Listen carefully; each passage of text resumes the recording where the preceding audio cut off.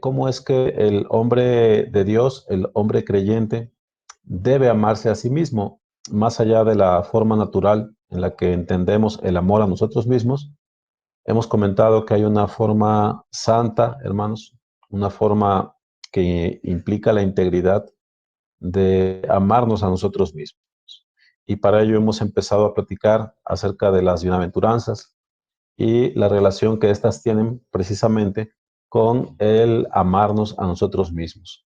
Entonces, estamos hoy particularmente en el versículo 5.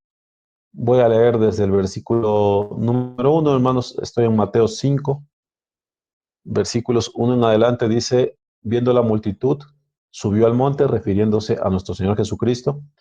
Dice, y sentándose vinieron a él sus discípulos. Y abriendo su boca les enseñaba diciendo, bienaventurados los pobres en espíritu, porque de ellos es el reino de los cielos. Bienaventurados los que lloran, porque ellos recibirán consolación. Y dice el versículo 5, bienaventurados los mansos, porque ellos recibirán la tierra por heredad. Un comentario, hermanos, que creo que es bueno subrayar, es que estas bienaventuranzas no constituyen una especie de menú, y lo digo en parte a título personal, hermanos, porque yo solía leer este texto o todo el Sermón del Monte, pero particularmente las bienaventuranzas, las leía como buscándome en ellas y tenía yo una cierta inclinación, ¿no? hacia alguna bienaventuranza, no tanto hacia otras, hermanos, pero he llegado a entender que en realidad esta semblanza que se da es acerca del carácter del creyente, hermanos. Y no es tanto así como que mi hermano Israel es pobre en espíritu y mi hermano Ignacio es de los que caen en la descripción, de los que lloran, y mi hermano Diego es de los mansos, ¿no? En realidad, hermanos, lo que tenemos aquí es un llamado al carácter cristiano. Entonces, todos estamos llamados a procurar lo que son las virtudes que están encerradas en las bienaventuranzas. Bueno, entonces hemos empezado la semana pasada a platicar acerca de los mansos, estos que dice recibirán la tierra por heredad. Bueno, un primer comentario que hice la semana anterior, hermanos, tiene que ver con lo siguiente. El mundo y la carne, hermanos, desaconsejan la mansedumbre. Escuche bien esto, el mundo y la carne desaconsejan la mansedumbre. Pero eso no es una sorpresa en realidad, hermanos, pero sí algo crítico que se desprende de esta primera sentencia es que los hombres, incluidos algunos creyentes, hermanos, hemos prestado oídos a este mal consejo que proviene del mundo y de la carne. Cuando digo que el mundo y la carne desaconsejan la mansedumbre, hermanos, lo que quiero decir es lo evidente, es decir, nuestra carne aborrece la mansedumbre, el mundo repudia la mansedumbre y como tal, hermanos, como estos agentes que son contrarios al espíritu, desprestigian las virtudes, hermanos, las menosprecian y decía yo, desgraciadamente, muchos de nosotros, al menos interiormente o pasivamente, hemos asentido. Y en parte esto se debe a que no comprendemos en sí lo que la mansedumbre es. Entonces, la semana pasada he traído a colación un dicho que me parece todos hemos escuchado en alguna ocasión, que dice que hay que ser mansos, pero no mensos. Usted lo habrá escuchado ya, hermano. Increíblemente, por ese simple juego de palabras, hemos sido impactados. Y hemos sido impactados, comentaba yo, porque en realidad estamos inclinados en nuestra carne hacia el menosprecio de la mansedumbre y en realidad hacia el menosprecio de toda virtud. Entonces debemos tener cuidado, hermanos, y una de las labores que yo pretendo completar en esta sesión es precisamente que nosotros tengamos un entendimiento que provenga de las Escrituras acerca de la mansedumbre. ¿Sí, mis hermanos? Entonces, viene sucediendo que la mansedumbre es considerada en el mundo como una debilidad más que como una virtud. Pero lo que la palabra nos enseña, por supuesto, es algo sumamente distinto. Entonces vamos a tratar de indagar a partir de la palabra lo que la mansedumbre realmente es. ¿Sí, mis hermanos? Entonces, una, eh, una primera cuestión que nosotros debemos entender, hermanos, es que la mansedumbre se halla en la santidad, hermanos. De tal modo que si en algún momento tu oración, si en algún momento tu corazón ha suspirado por ser un hombre o una mujer santo o santa, mi hermano, tienes que entender que si haces esta petición al Señor, la mansedumbre es parte de la santidad, ¿sí? Muchas veces, por supuesto, nosotros pensamos en santidad o con respecto a la santidad que tiene que ver solamente con el apartarnos de ciertas prácticas, pero bueno, cuando comprendemos que en general la santidad lidia con el pecado, hermanos, bueno, la mansedumbre aparece y se posiciona en el centro de la santidad o allí en el medio, ¿no? Entonces, hermanos, comprendamos que si nosotros tenemos anhelos, si nosotros suspiramos delante de Dios por santidad, entonces tú tienes que dar cabida, hermano, a la mansedumbre. Tienes que entender que la mansedumbre es parte de esa santidad por la cual suspira tu alma. Sí, mi hermano. Ahora, para desear la mansedumbre, hermanos, debemos pasar de verla borrosamente a contemplarla con claridad.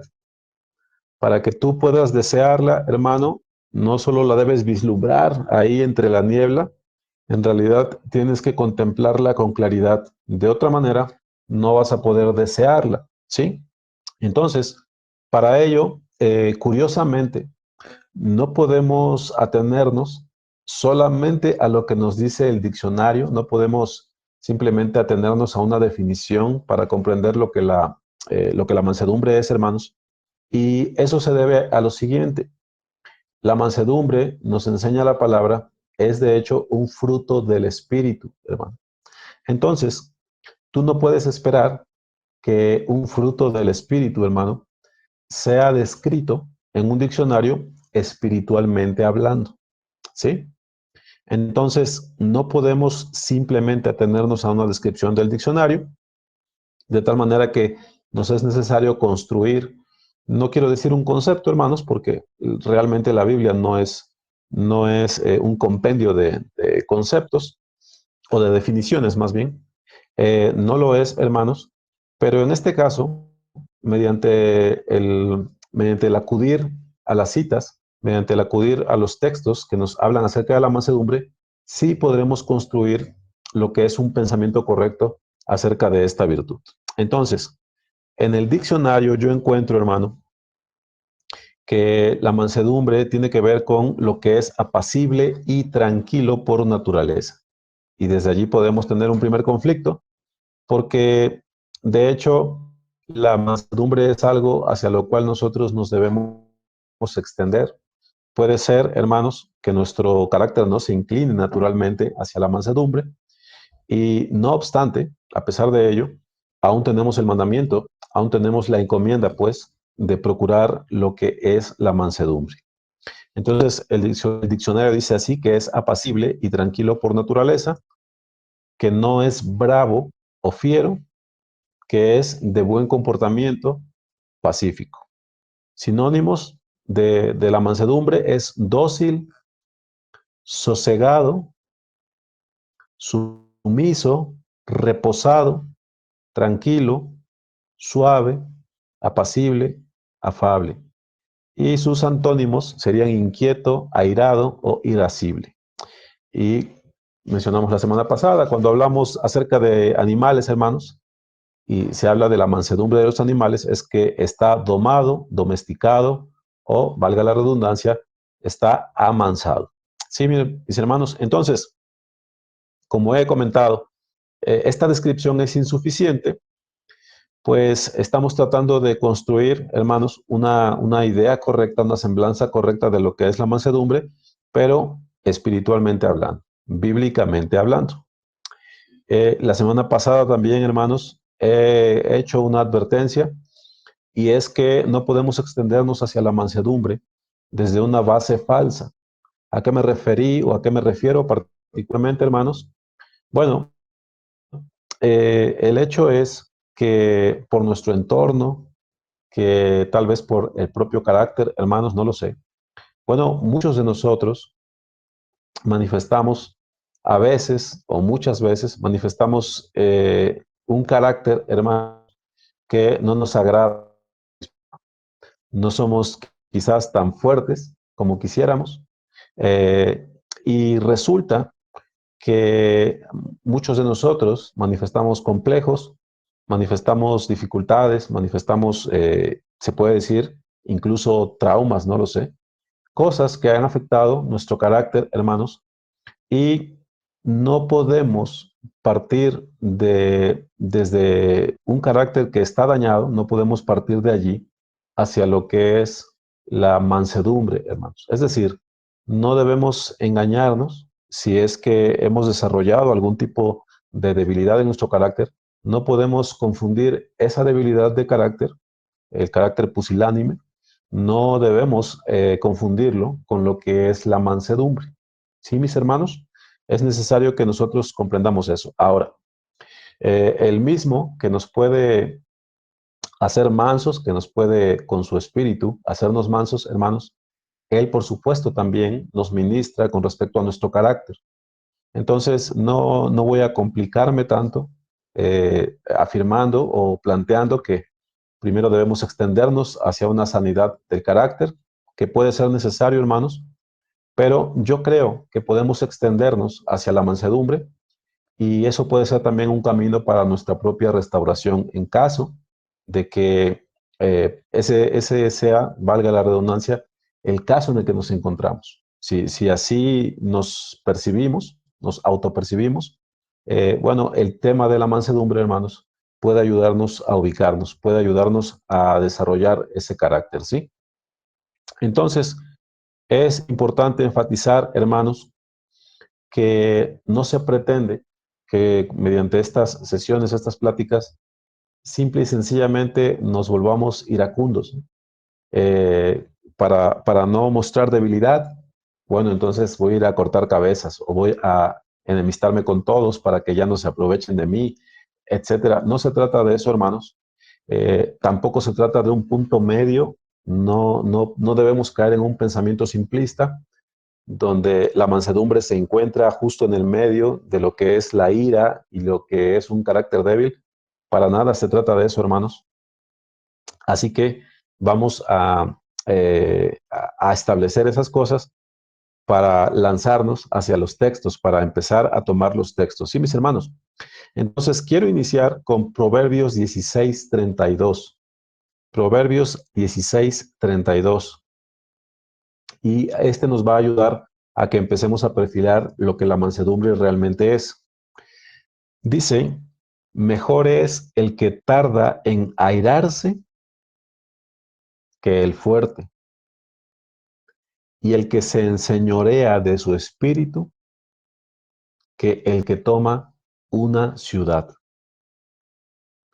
Repito, mejor es el que tarda en airarse que el fuerte, y que el que se enseñorea de su espíritu que el que toma una ciudad. Eh, vuelvo un paso atrás, hermanos, solamente para enfatizar, la mansedumbre no debe ser confundida con la incapacidad de, cuando sea necesario, por supuesto, hermanos, de mostrar cierta actitud. La mansedumbre no debe confundirse con la cobardía que me impide actuar, que me congela. mejor es el que tarda en airarse que el fuerte, y probablemente en esta siguiente expresión se encuentre mucho de lo que es la mansedumbre. Y el que se enseñorea de su espíritu, mejor es el que se enseñorea de su espíritu que el que toma una ciudad. De lo que se trata la mansedumbre, hermanos, no es de incapacidad. La mansedumbre no se trata de debilidad. Podría decirse que es más bien una idea contraria, porque tenemos este texto que nos dice el que se enseñorea de su espíritu.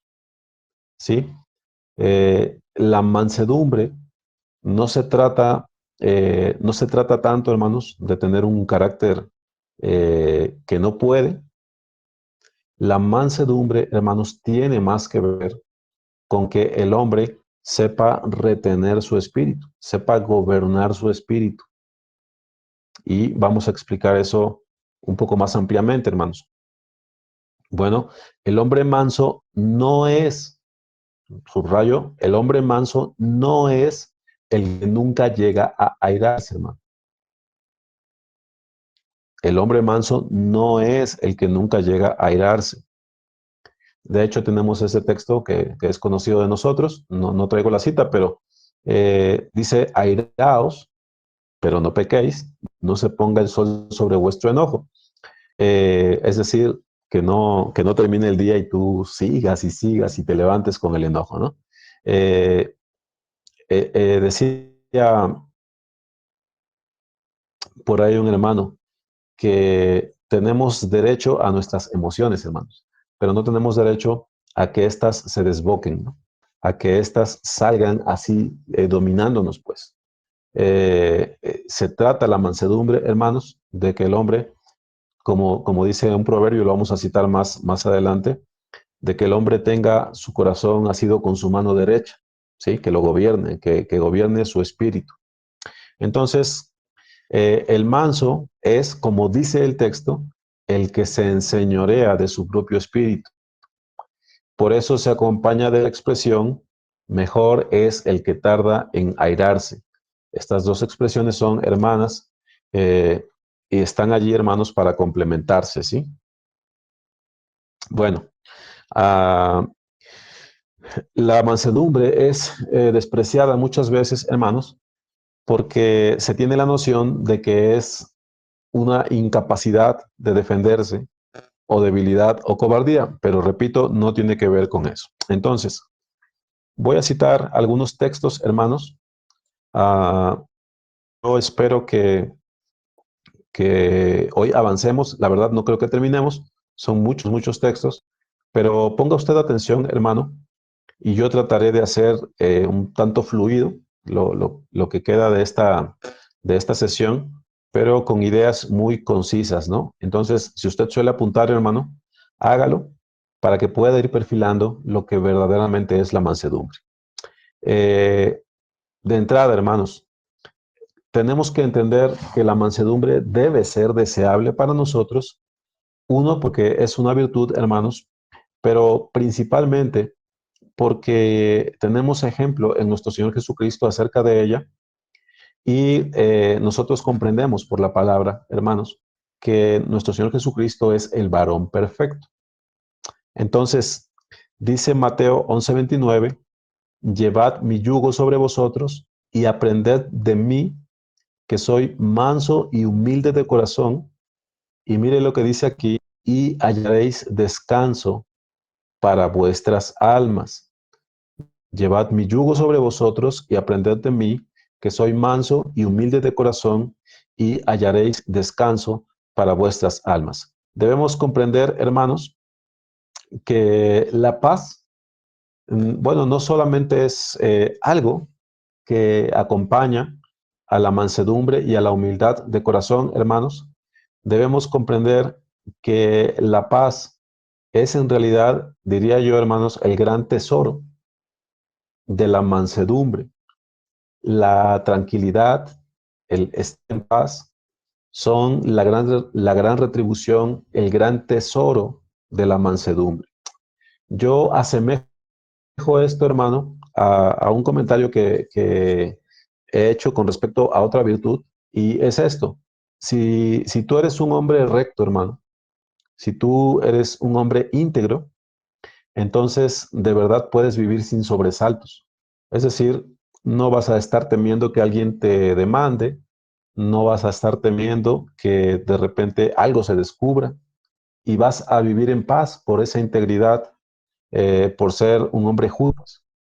Pues bien, cuando tú abrazas la mansedumbre y abrazas la humildad de corazón, hermano, se cumple con toda certeza, con toda seguridad, se cumple, hermanos, lo que nuestro Señor dice, y hallaréis descanso para vuestras almas. ¿Por qué? Bueno, el que actúa mansamente y el que abriga humildad de corazón, hermanos, eh, tiene, repito, no como un producto secundario, sino como su gran tesoro, el que puede vivir en paz, el que aún a sus enemigos, como dice la palabra, el Señor hace que estén en paz con uno. Y si yo doy una blanda respuesta, hermanos, bueno, entonces la ira se aplaca. Si, si por el contrario, yo soy alguien que endurece su semblante cuando alguien viene y me busca en pleito, hermanos, entonces yo viviré probablemente pudiendo afirmar que no me dejo de nadie, pero todo el tiempo voy a estar en conflicto con alguien, todo el tiempo voy a estar en conflicto con las personas. Y yo les puedo decir, hermanos, que vivir en paz, vivir con tranquilidad, hermanos, el no tener enemigos jurados, ¿no? Para mí, hermanos, es uno de los tesoros más grandes, ¿no? Para mí es algo que es digno de perseguir, digno de abrazar, hermanos, digno de atesorar. Entonces, un punto importante, hermanos, es que el Señor, nuestro Señor Jesucristo, no renunció a su mansedumbre cuando Él manifestó otros aspectos de su carácter. Esto es importante de subrayar. Juan 4:16, nuestro Señor está hablando con la mujer samaritana y cuando llega el momento que están hablando acerca de los maridos de esta mujer, el Señor le dice, bien has dicho, no tengo marido, porque 5 maridos has tenido y el que ahora tienes no es tu marido. ¿A qué me refiero o por qué traigo esta cita a colación, hermanos? Porque la mansedumbre no demanda del creyente, hermanos, que evite el hablar a las personas acerca de sus pecados. Pero, por supuesto, hermanos, leamos y releamos cómo es que nuestro Señor lo hace, ¿no? Él no vino a condenar a las personas, Él no vino a humillar a las personas, pero cuando era necesario, cuando era bueno para el alma de la persona, Él podía hablar con esta franqueza, ¿sí? Bien has dicho, no tengo marido porque 5 maridos has tenido y el que ahora tienes no es tu marido. Esto has dicho con verdad.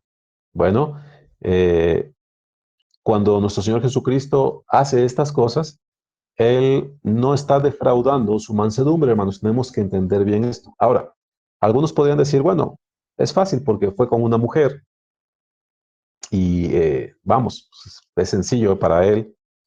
Un rabino, un maestro, le habló así a una mujer sencilla. Bueno, si tú vas a Lucas 11 del 37 al 40, esto lo mencioné la semana anterior, hermanos, nuestro Señor fue con un fariseo, pues este le había invitado a que comiese con él en su casa.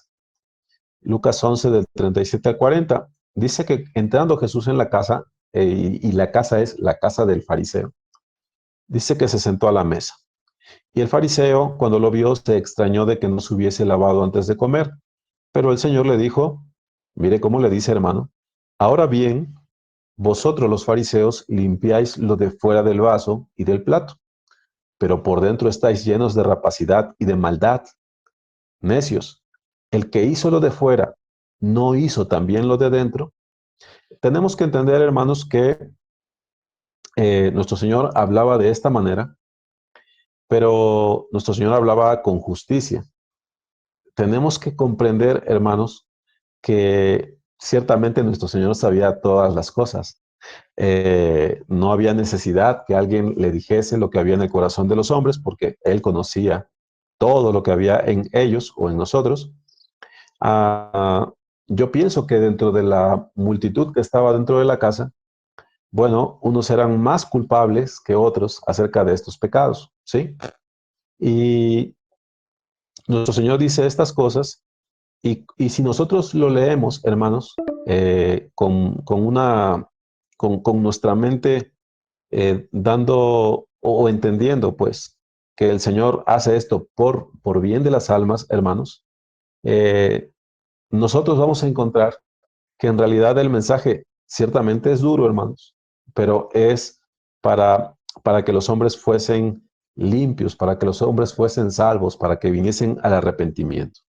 Ahora bien, vosotros los fariseos limpiáis lo de fuera del vaso y del plato. Si tú no eras uno de esos, hermano, pues tú lo ibas a escuchar y no te ibas a ofender.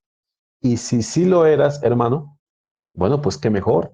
Haz caso del consejo y arrepiéntete. Espero darme a entender. Pero por dentro estáis llenos de rapacidad y de maldad. Bueno, quizás no era el caso de alguno, no lo sé.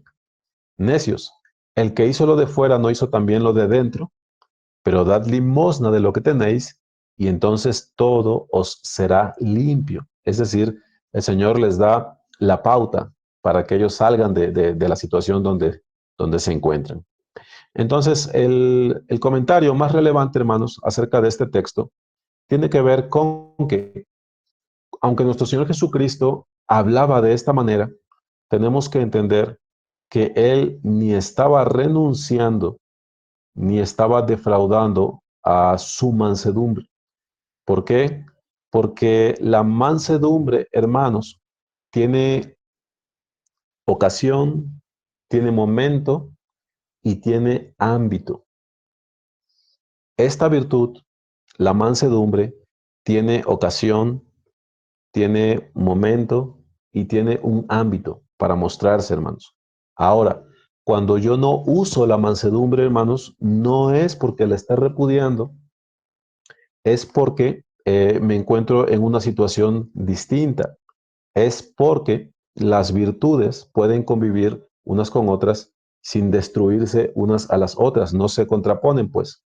No recuerdo ahorita el texto, hermanos, pero dice, lo voy a parafrasear, hermanos, dice que nos hemos de mostrar misericordiosos para, no recuerdo si dice con los misericordiosos te debes demostrar así, pero cuando lidias con el rebelde, se me va la frase. Ahorita, antes de que termine, no les prometo porque a veces me entretengo en lo que hablo, hermanos, pero da a entender que debemos endurecernos con los hombres que son impíos.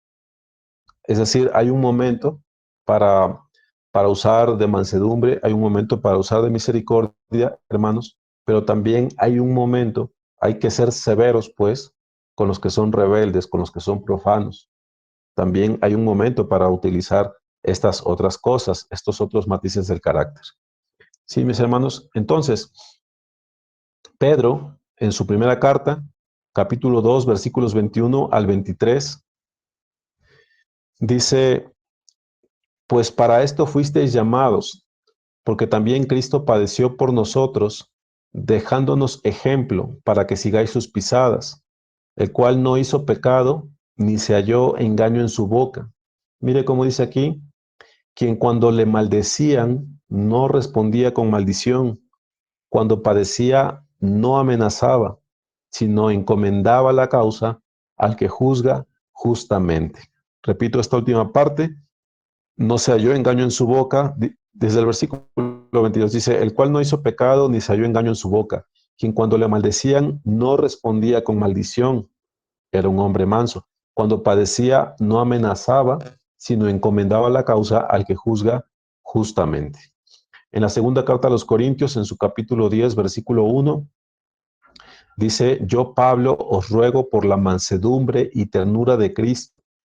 Yo Pablo os ruego por la mansedumbre y ternura de Cristo, yo que estando presente ciertamente soy humilde entre vosotros, mas ausente soy osado para con vosotros. Más adelante voy a utilizar el resto del texto, hermanos, pero así es la semblanza que nos da el mismo Pablo de nuestro Señor Jesucristo. Os ruego por la mansedumbre y ternura de Cristo, yo que estando presente ciertamente soy humilde entre vosotros, mas ausente soy osado para con vosotros. Bueno, hasta donde nos alcance el tiempo, hermanos, ya vi que son las 8, aunque ustedes se tardaron con con las acciones de gracias. Miren, la primera mención de la mansedumbre, hermanos, es en Números 12, del 1 al 3, y es precisamente en la persona de Moisés. Dice ahí que María y Aarón hablaron contra Moisés a causa de la mujer cusita que éste había tomado, porque él había tomado mujer cusita. Y dijeron, solamente por Moisés ha hablado Jehová, no ha hablado también por nosotros. Dice, y lo oyó Jehová. Y aquel varón, Moisés, era muy manso, más que todos los hombres que había sobre la tierra, más que todos los hombres que había sobre la tierra. Entonces, eh, por lo menos, hermanos, hasta donde vamos, si es que teníamos una noción distinta, comprendamos que en la palabra, hermanos, la mansedumbre se cita siempre como en una connotación positiva, no como un rasgo de debilidad, no como una falta en el hombre, sino que siempre, hermanos, en la palabra, la mansedumbre se presenta como una virtud digna de perseguir.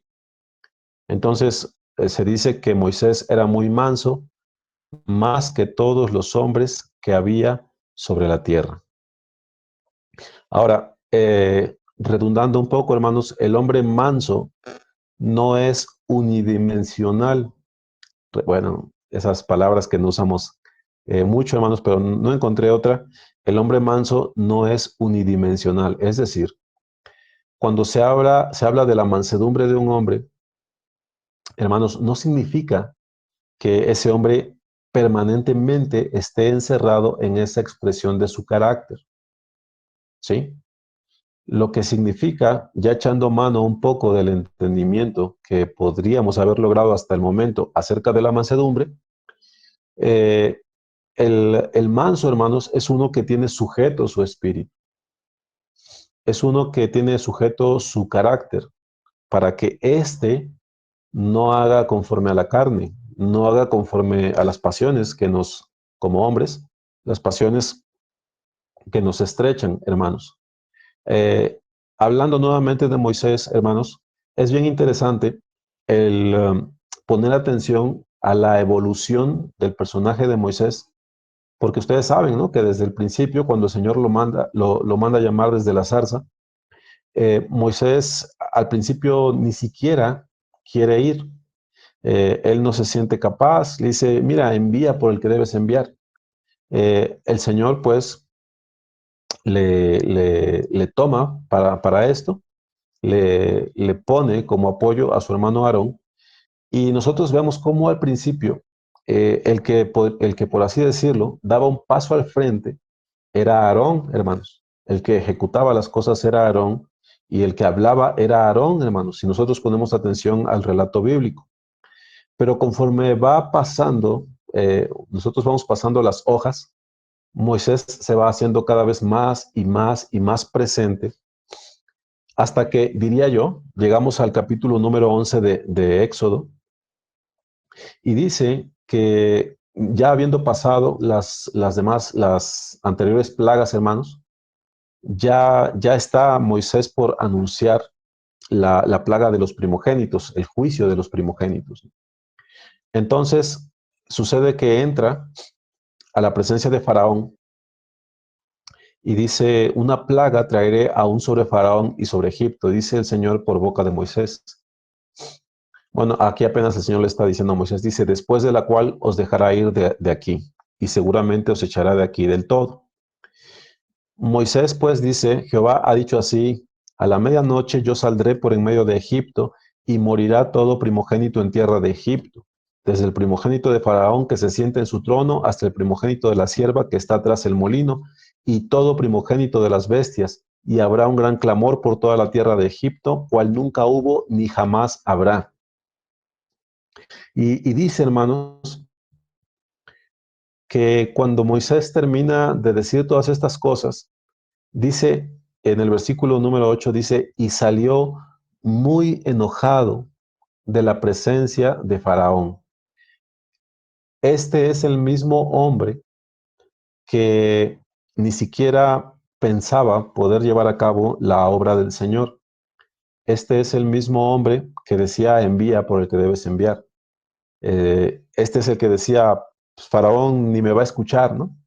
Bueno, conforme las plagas se van dando y Moisés nota la dureza del corazón de Faraón, conforme nota la necedad, y cuando él nota hasta dónde la necedad, la dureza de corazón de Faraón prefirió llegar antes que dejar ir al pueblo, hermanos, entonces cuando Moisés da esta última sentencia de parte del Señor, este último juicio, él vierte las palabras del Señor, él hace la anunciación de lo que va a venir, pero este hombre que era manso más que todos los hombres, dice, y salió muy enojado de la presencia de Faraón.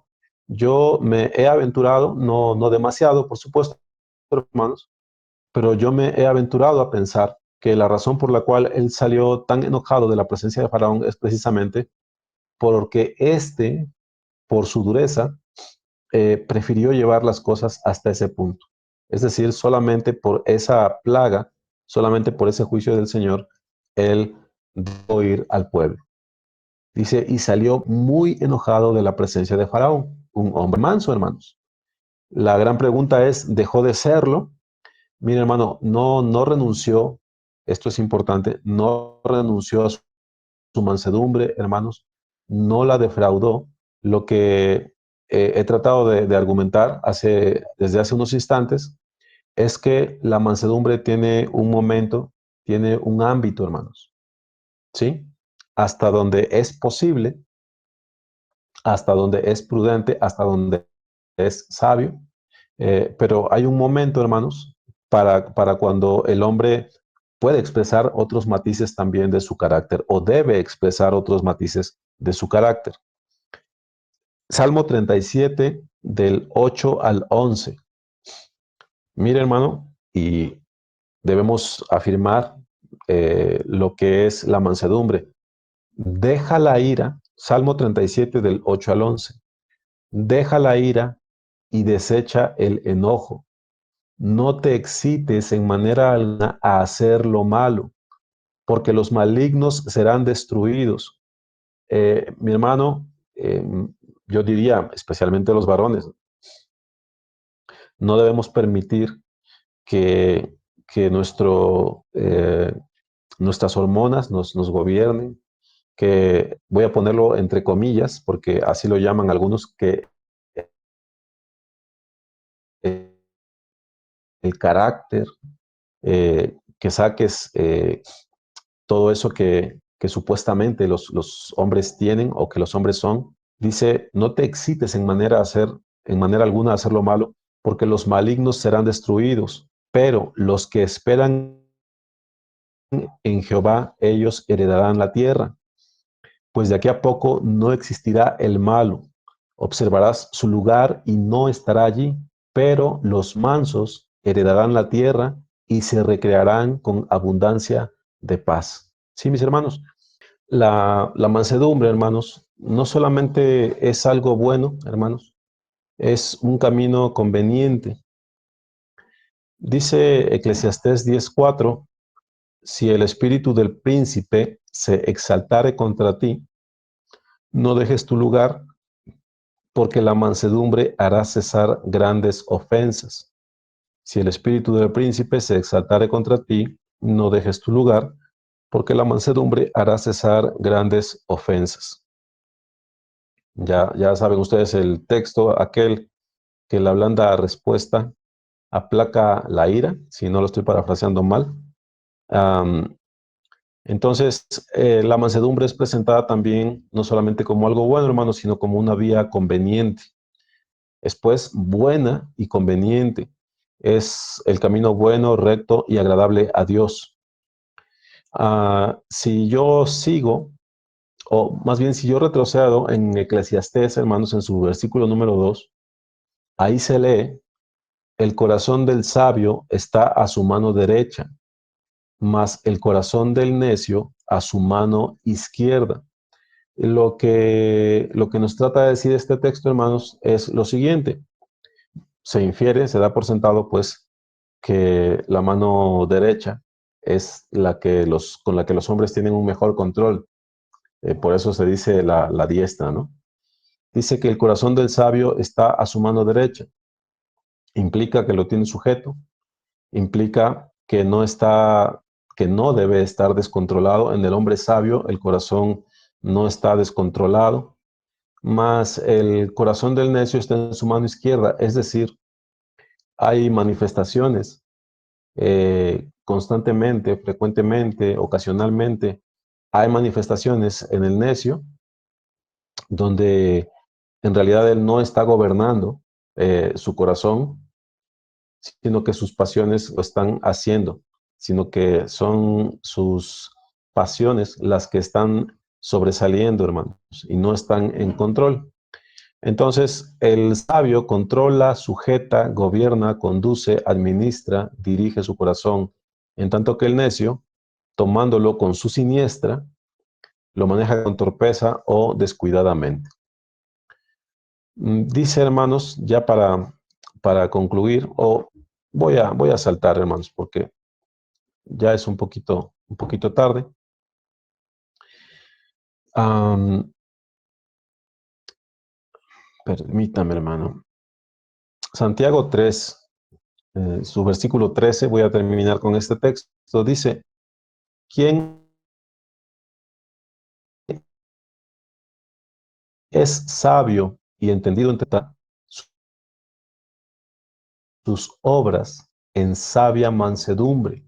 Y aquí viene un contraste importante, hermanos. Pero si tenéis celos amargos y contención en vuestro corazón, no os jactéis ni mintáis contra la verdad, porque esta sabiduría no es la que desciende de lo alto, sino terrenal, animal, diabólica. Porque donde hay celos y contención, allí hay perturbación y toda obra perversa. Pero la sabiduría que es de lo alto es primeramente pura, después pacífica, amable, benigna, llena de misericordia y de buenos frutos, sin incertidumbre ni hipocresía. Y el fruto de justicia se siembra en paz para aquellos que hacen la paz. Lo que este texto nos dice, hermanos, hoy no vamos a abundar tanto en él, pero aquello que proviene verdaderamente, el fruto que proviene verdaderamente del Señor, hermanos, no es para contención. Dice, porque donde hay celos y contención, allí hay perturbación y toda obra perversa. Pero la sabiduría que es de lo alto es primeramente pura, después pacífica, amable, benigna, llena de misericordia y de buenos frutos, sin incertidumbre ni hipocresía. Y el fruto de justicia se siembra en paz para aquellos que hacen la paz. Mis hermanos, voy a concluir esta sesión. Solamente quiero reafirmar lo que he comenzado a decir desde el principio. La mansedumbre, hermanos, no tiene que ver con que el hombre nunca, jamás llegue a utilizar otros aspectos de su carácter. El hombre manso, hermanos, no es de una sola dimensión. La mansedumbre tiene un momento, tiene un ámbito, hermanos. Y cuando el hombre de Dios manifiesta otros aspectos de su carácter, no está menospreciando, no está desechando, no está aborreciendo su mansedumbre o la mansedumbre pues en sí misma. lo que está haciendo, hermanos, es utilizarla adecuadamente, vamos a decirlo así. Entonces, debemos mirar más bien claramente a la mansedumbre, no como una debilidad, no, hermanos, como una incapacidad. La mansedumbre en realidad tiene que ver con poder, con el poder de sujetar nuestro propio corazón. Y como dice el proverbio, sujetarlo con la mano derecha. Entonces, me voy a detener en ese punto, hermano.